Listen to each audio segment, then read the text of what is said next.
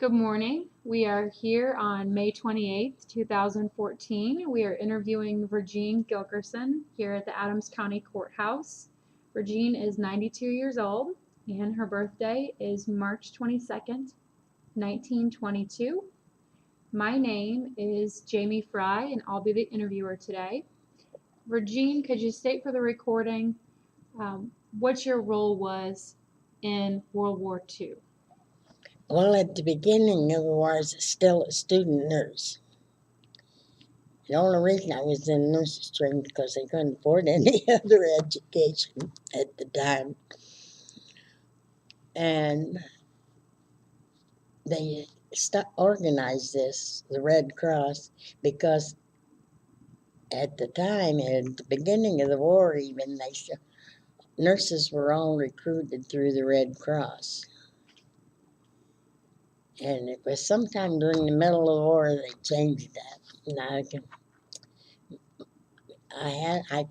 couldn't find it today. I had a paper where my service time was so many months, and then they changed the title, and there was another, and I couldn't find them. But before I got through training, they had this cadet program that the government was paying their way, but I was too late, or too soon, I guess, because I was so near graduating from training that they wouldn't let my class join.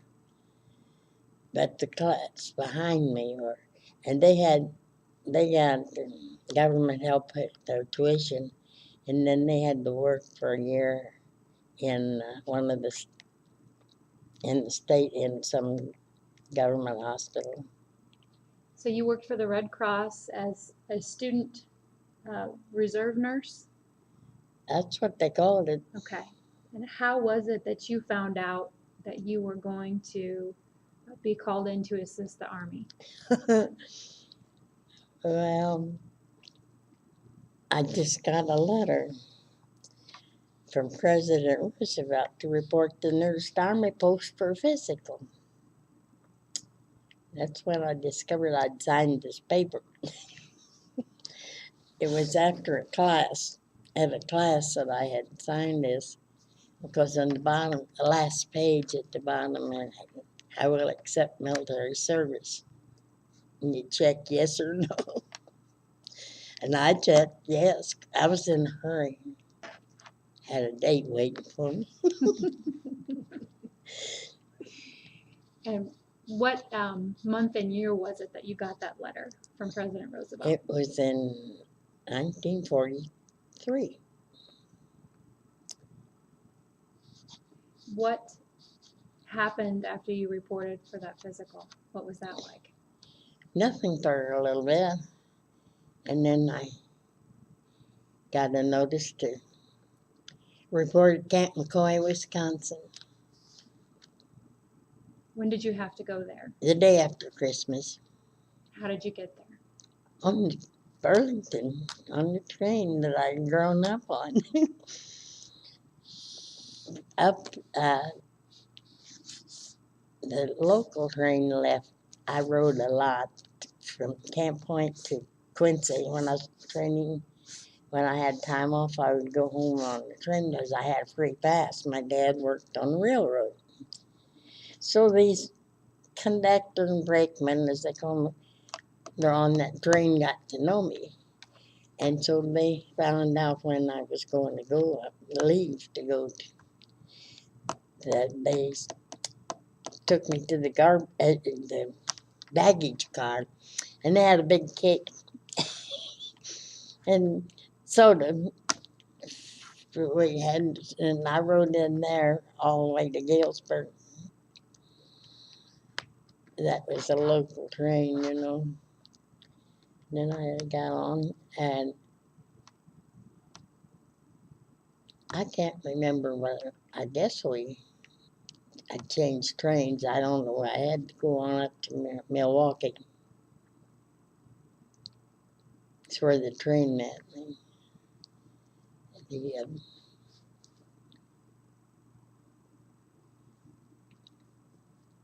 What happened when you got to Camp McCoy?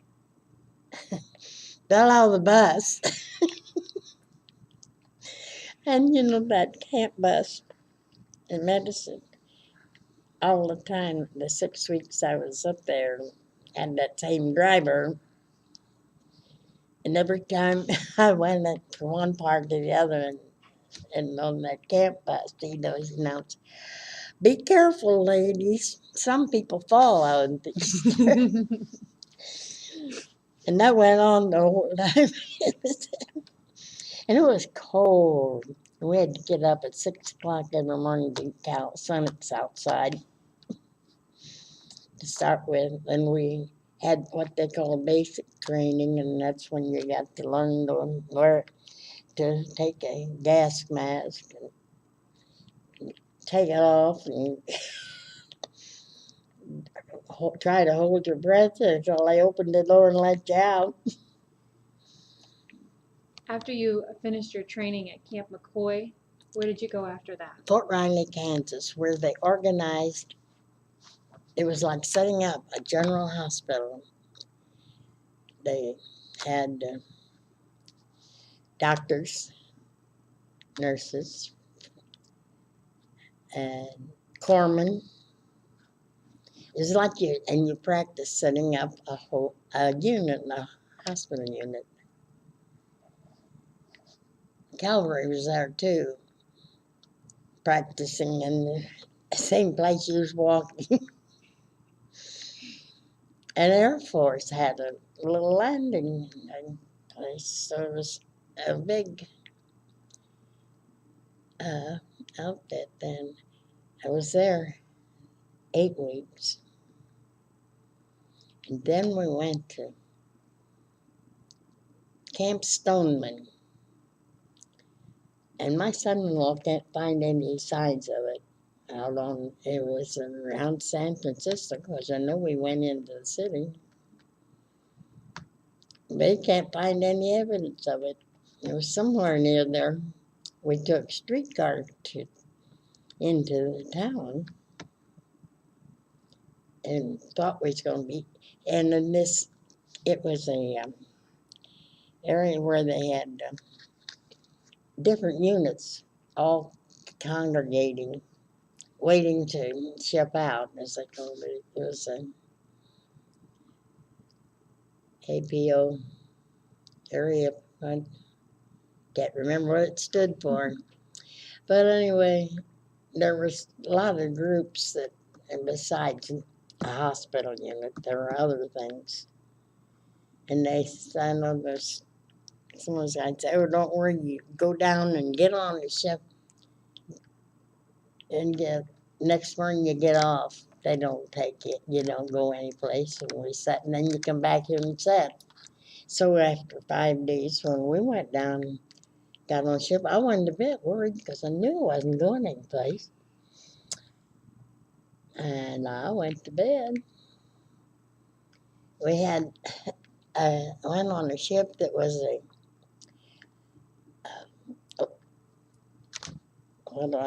cruise ship that had been borrowed and converted to a troop ship. And I forget how many thousands of them were on it, but you got to go up on deck twice a day for 15 minutes. And the cabins that the nurses had were like, there was 15 bunks in these cabins that were for two. So they had 3-tiered bunks on. And so when they got right, you just put your hand out and pushed each other back against the wall because they weren't fastened down. So and your luggage and everything was down in the middle, and these bunks are going up on the sides. And then ever so often there was an area a little more than half as big as this room that was open and had nothing. That's where we congregated and sat on the floor and played cards. because you couldn't see out. So it was, and you had to take a shower with salt water, which you don't feel like you have bath. Your skin, it just feels sticky. Because it didn't take long and not that much. All the fresh water they had was to drink. We did have fruit. I remember them passing out fruit in the afternoon. It was a long trip. It took 28 days. And we set out in the bay, and we didn't unload until not dark. And I'd go up on deck and I'd look at that jungle and I'd think, I'm not gonna get up in this. I bought a couple. I will turn that off a minute. The sound. I found a sailor that had some rum, and I bought 2 pints of rum.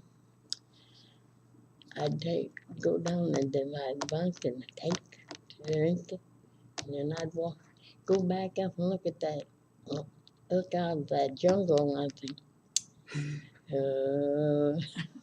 I kept doing that till dark, and then when they unloaded, what had amphibious jeeps took us to shore, and when they get on land, they're high up, and they were stacking boxes up for us to get out. I just stood up there and fell off. Didn't hurt me a bit. I was numb. And we had to pitch the little tent that you was going to sleep in that night. And I accidentally put mine up over a drainage ditch. Didn't notice it till morning when I went to swing out of that cotton. I went down in. I just had the great entrance. When you say that jungle, where were you when you got off that ship? New Guinea, at the base of it, at Milne Bay. And that was in the southern tip. And we worked our way up over time to Fort Moresby and on up to Hollandia, where we set up a general hospital. When you were in New Guinea, did you get immersed in the culture where you were staying? No. We didn't had no contact with them, except these guys built our quarters. They were grass huts, but they weren't little huts. They were about almost not from that Virgene to here. There was 40 of us, I think, in one. 20 on each side cot. Your domain was a cot and a footlocker, and that was your home. Like you had a room. And there was a tea bar and a mosquito net, and you tucked it in then under. And every night before you went to bed, took a flashlight and a hammer or whatever, or a boot or whatever you could find, check around to make sure there wasn't any varmints in there before you tucked that mosquito net down, because you'd hear them running around in the night. Now you have some mementos here with you. Can we show these? Okay. And tell what these are? And I have no idea how I got those, but I obtained them somehow or other and sent them home. one, and here's another one. Well, this,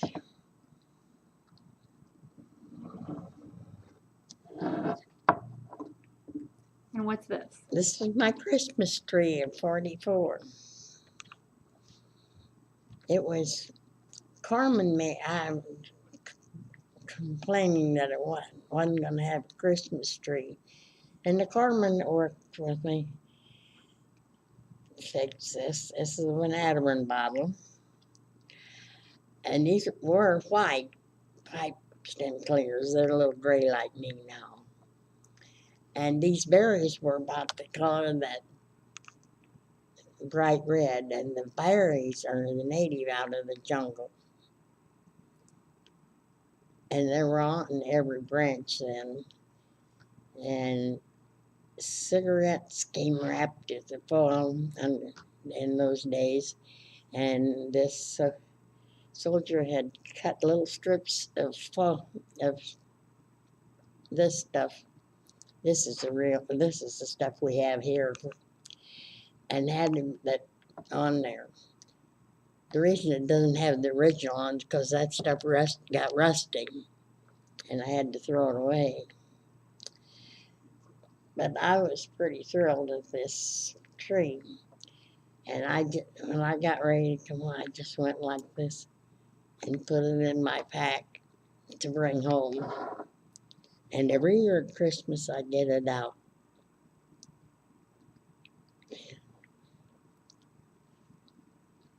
What was your assignment? You were a nurse? Yes, And you worked in a general hospital. What does that mean?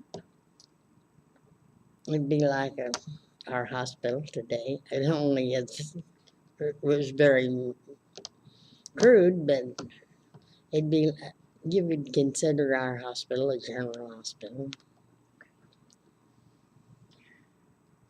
Did you see combat? Not really. We could hear it sometimes, and a lot of planes flying over. Were there casualties in your unit? Yeah, well, we took care of casualties, yes. I know after one battle, we had 1,000 patients without stopping to get them treated. We had no refrigeration. Penicillin just came into existence then, and it had what was in a little bottle in powder form, and you had to put saline in them and to rejuvenate it, or whatever you call it. And if you didn't use it all, in order to save it, we used to dig a hole in the ground and put cool water in it and tie these bottles to the string and hang them down in there till the next dose was due to try to keep them cool. And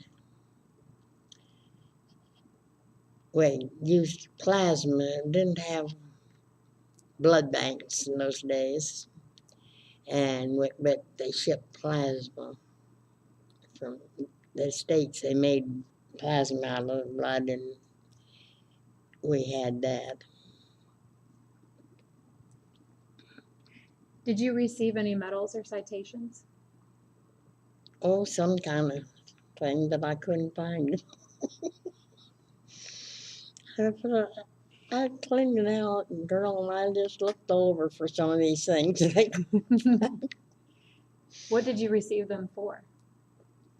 Oh, but I know. Because there was a battle going on, I guess, where we were. How did you get along with the soldiers? Oh, fine. Did you feel pressure, stress, or anxiety? No, I didn't. No, I didn't think about it. And I didn't understand why my mother's concerned. I knew I was all right. Did you keep a personal diary or a journal? No, never thought about it. Can you tell me about a couple of your most memorable experiences?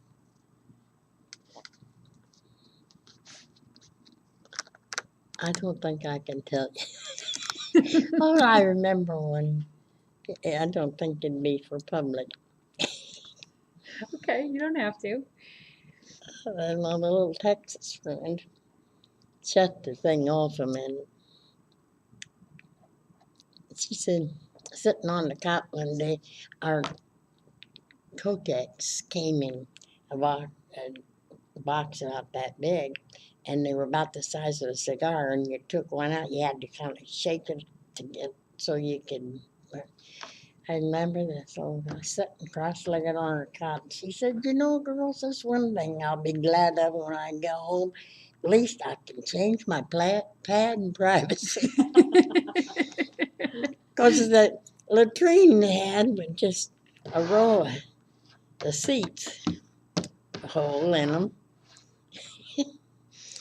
And there's no petition or anything. And the shower was just one room with a bunch of shower heads. You just pulled the string, went in, stripped. So you didn't have any modesty. You had to drop that and leave it at home. Yeah. That's why she was one. Wish she.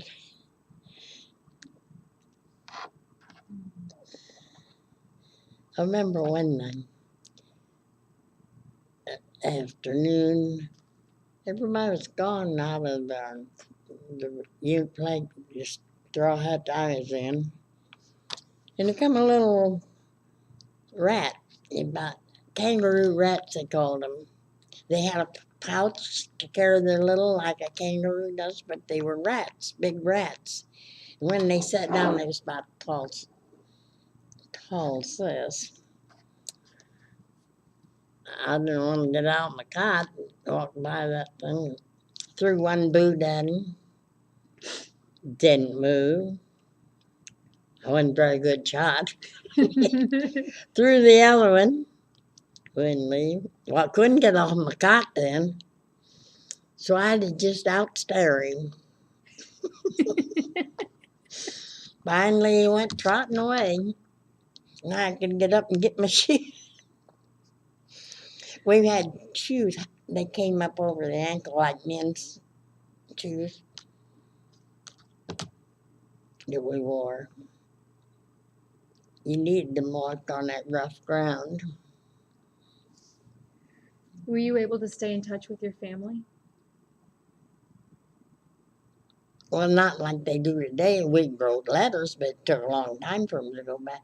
I wanted socks. And my mother would send one sock in a letter, and then I'd have to wait till the next letter come for the other sock. Did you have something that you kept for good luck? Did I what? Did you have something that you kept for good luck? I don't think so.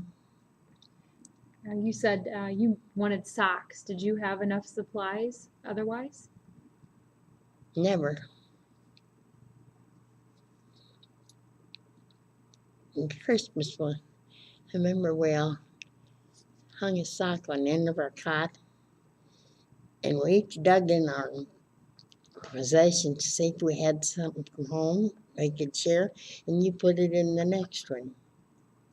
We went around our quarters in our bunks or whatever. Anyway, we just took one each, passed one thing on that's something from home. Maybe it's a bar of soap, something. And they'd send food, and the cookies had bugs in them. But you know, they were from home, so we went out to find a stump and open them, and you'd tap them, and the bugs would run out, and you'd eat them, eat the cookie then, because it was from home. I've got some chicken and noodles, homemade. There was little tomato canning factory in Clayton, Illinois. And at the end of the day, they let my mother bring up chicken and noodles, and they canned it in the can that's sealed,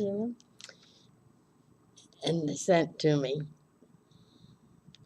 And then Gary Hamilton's mother always baked me a birthday cake, and she baked me a birthday cake and sent it to me.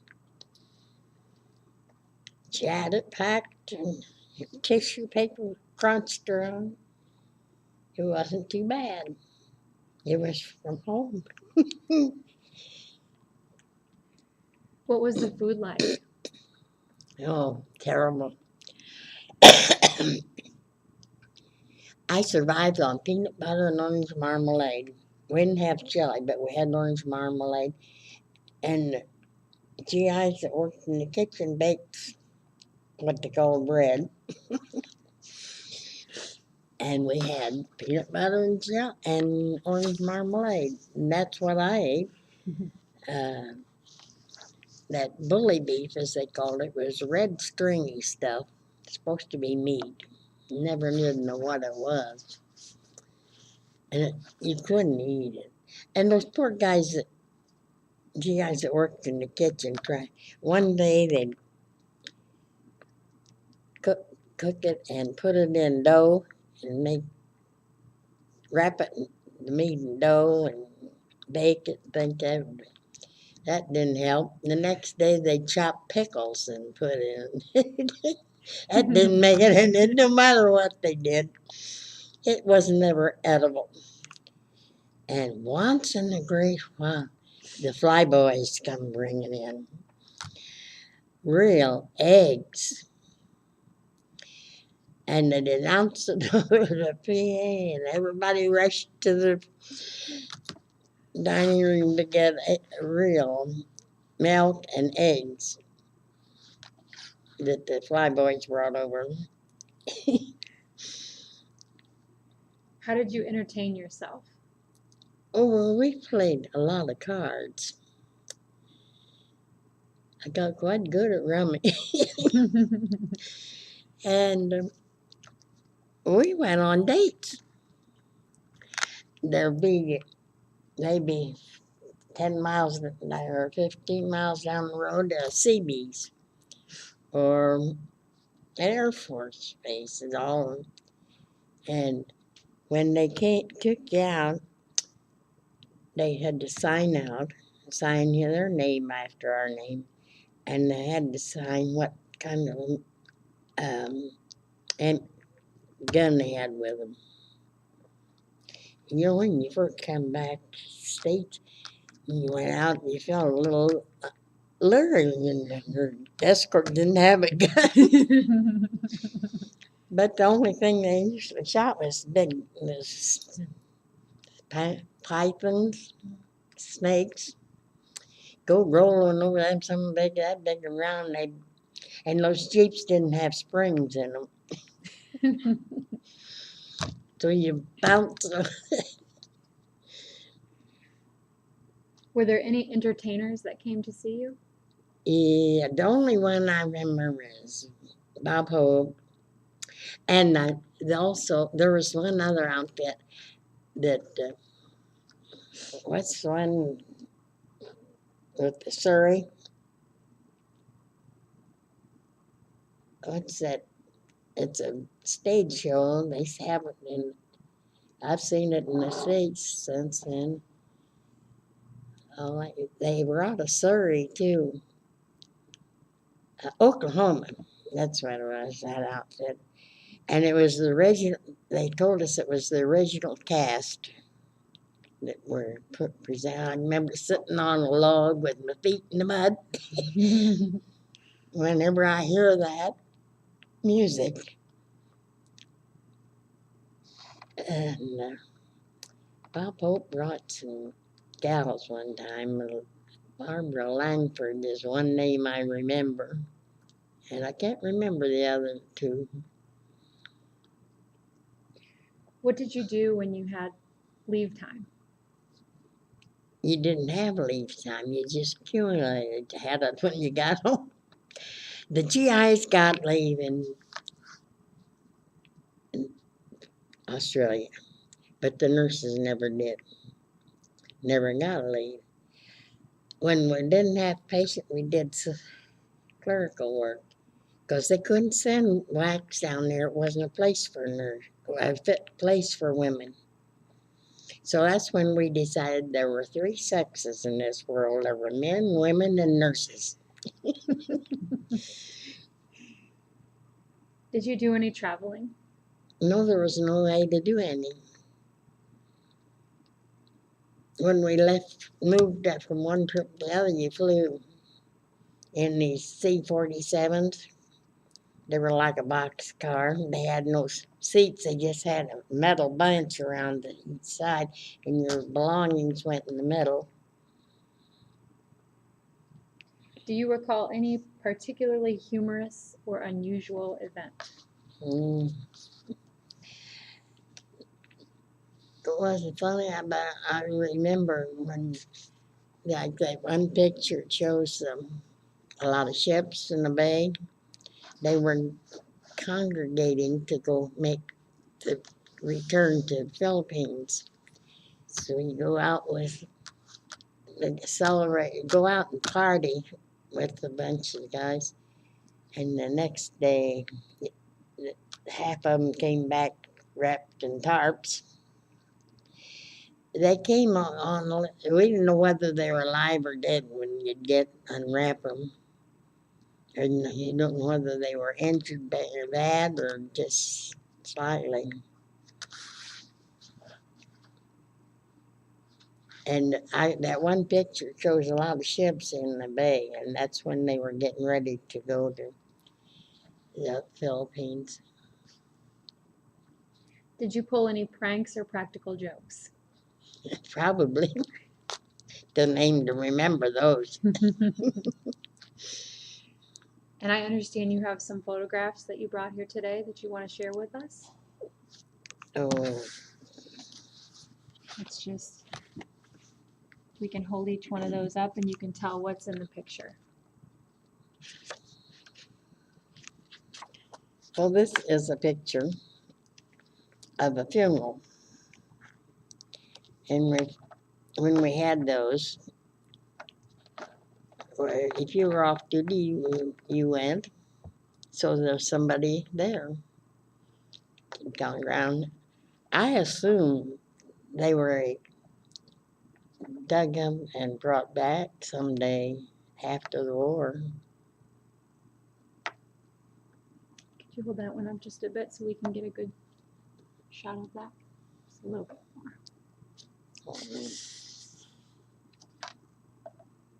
Okay, how about the next one? Don't want that one. That's one of the where they buried,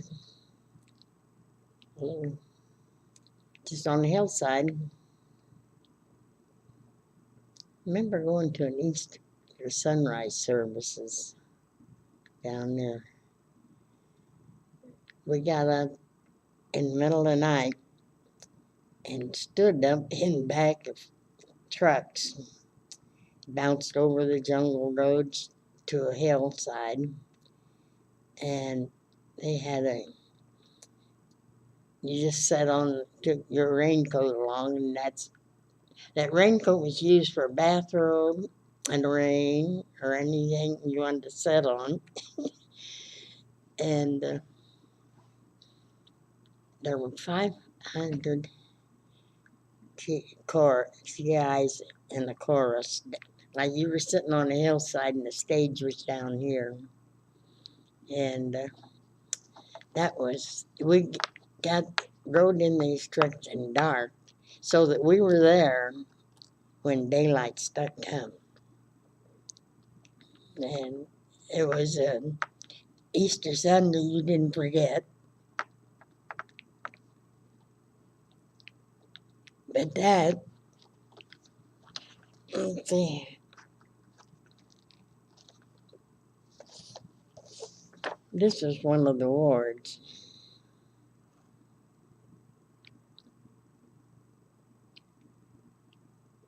those cots didn't have springs. They just little wires going around with a mattress that thick. This is a picture. Some of the natives that built us our quarters at the first place I was at. It was grass huts.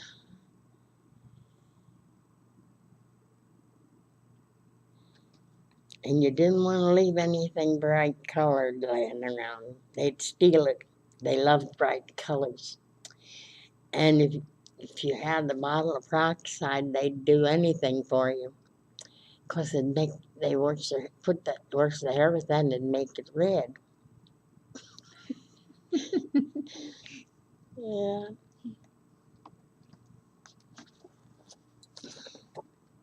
And this is the bay when the ships were getting ready, congregating to go to the Philippines, going back.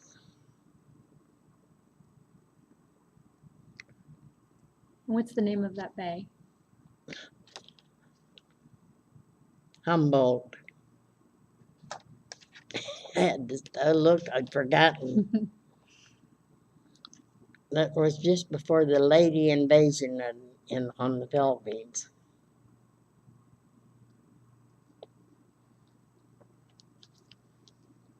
And this one was a native village, and it was built over the water.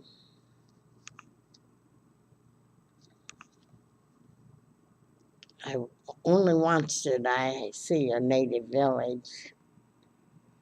The chaplain took a group of us to oversee it. We had two chaplains, one Catholic and one Protestant. I was a Protestant, but I liked the Catholic priest a lot better. So I went to the Catholic service. Do you remember the day that your service ended? No, I remember the day. I got back. I accompanied a small ship back with patients. And we landed in San Francisco the day before the Pearl Harbor. And the next day, there was the wildest place you ever saw. Nothing open. You couldn't there was no place to go eat except on the base because everything was shut down. They picked up cars and turned them upside down. They picked up those cable cars and set them off the tracks. And everybody had a bottle and whatnot and offering you a slug. It was wild. Where were you when your service ended? Still in New Guinea? No, I didn't have to go back because the war ended. I was supposed to go back after delivering these patients, but they didn't send me back. But my records were with the unit I'd been in, so I had to sit in San Francisco waiting for them to find my records so I could go home. What did you do in the days and weeks after the war was over? First off, I got sick all the time because I ate all my place I went in the family. They made all my favorite foods, and I'd eat so much, and I wasn't used to that rich food, and I'd get sick and lose it. And then I went to Arizona, to a girlfriend that was working in. I just went to visit her and ended up working there a while in um, Tucson.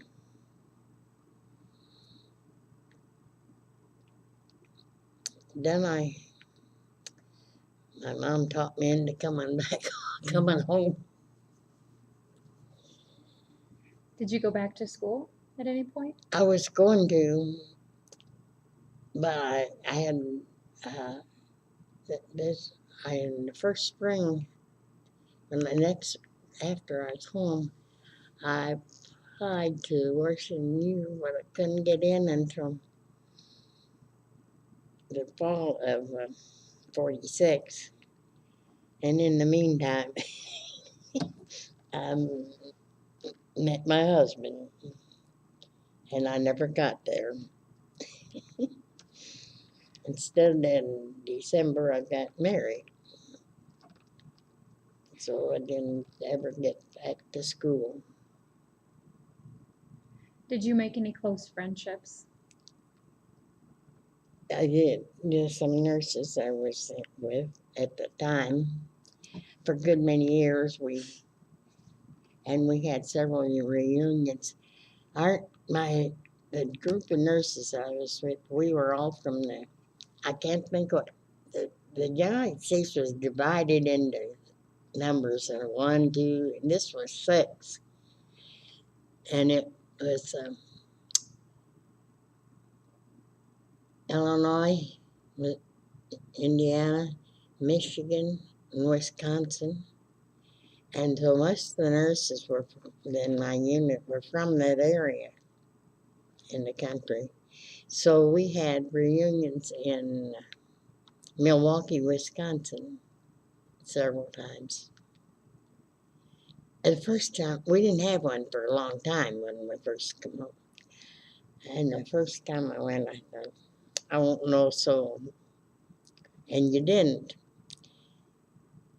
until you gather in the hotel where it was, and you had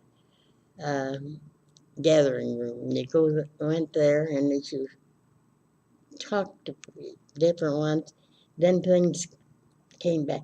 And they had us send a picture of us from the '40s, and they made name tags with your picture of them in the '40s. And that way you could place these people.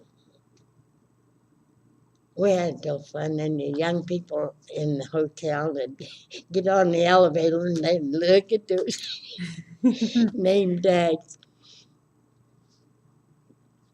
I think I went there 3 times. And the whole hospital unit had one in Las Vegas, but it wasn't a time convenient to go. So I didn't get to that one. Did you join any organizations for nurses that had served? I guess not. I automatically belong to the Blessing alumna when you graduate from training there. How has your service and experiences affected your life?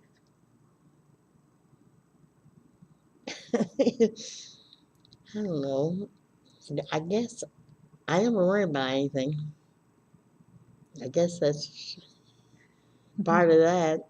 There wasn't any use to worry during this time because you couldn't do anything about it when you're away from home.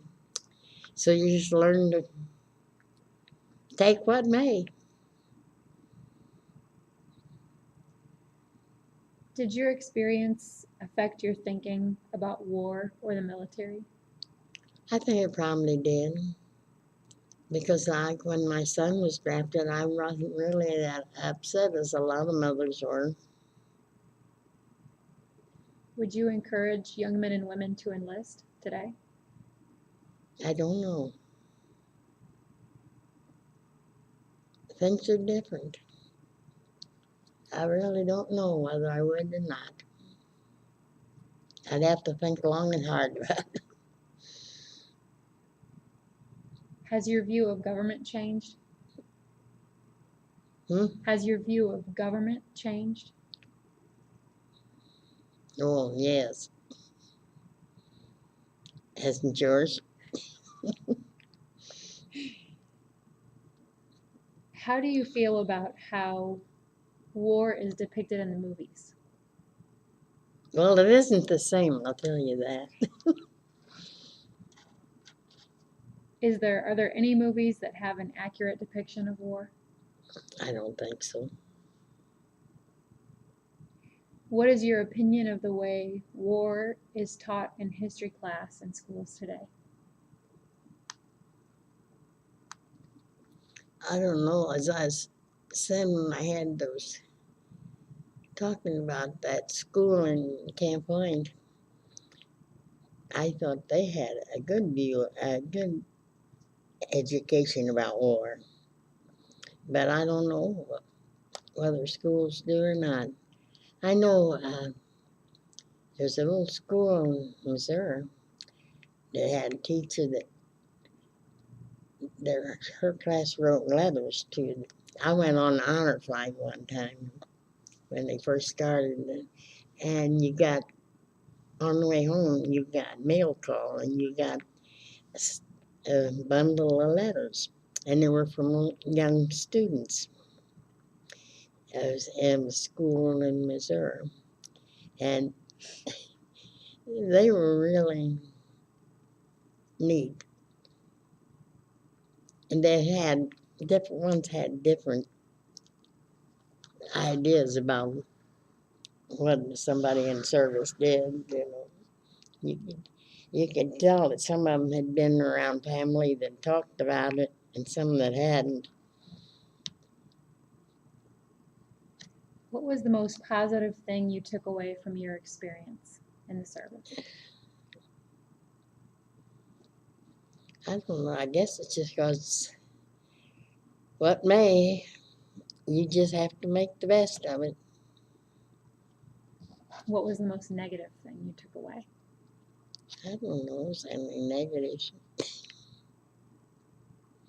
Is there anything that I haven't asked you about today that you would like to add? Oh, I guess not. We covered a lot of ground. Thank you, Virgene. Mm-hmm.